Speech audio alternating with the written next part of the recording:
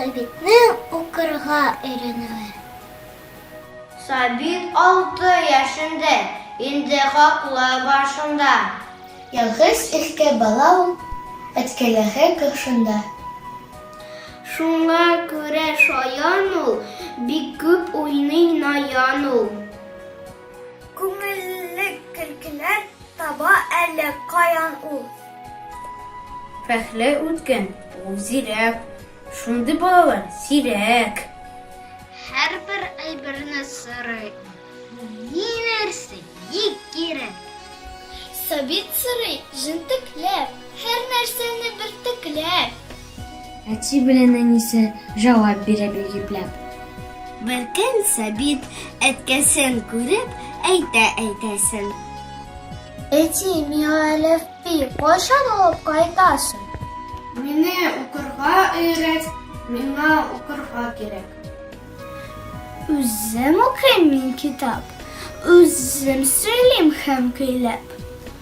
Атасы хайран булды, китапчыга йөгерде. Бүләк атлы әлифба алып кайтты ул берне.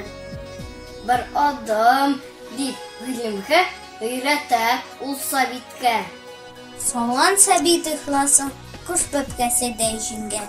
Монсы әлиф, монсы ба.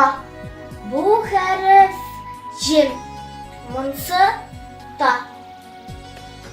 Бусы дал хәрфе була. Бу хәреф зат, монсы та. Салган Сабит уенны, оныткан уенны. Тырышып укый бүләкне, белми көнне һәм төнне. Әткәй алган китапны тапты Сабит бик татлы. Тиздән белде бик яхшы нинди хәреф, ни атлы. Бер көн чәй эчкән вакыт укый Сабит шартлатып. Әти белән әнисе тырышалар шаккатып. Бу ызык аның булачарак баланың. Бу әлифба бүләге Харитонов бабаның. Гайран булды әнкәсе, гыйләм булгач бәбкәсе. Чәй катында елмая куанычлы әтисе.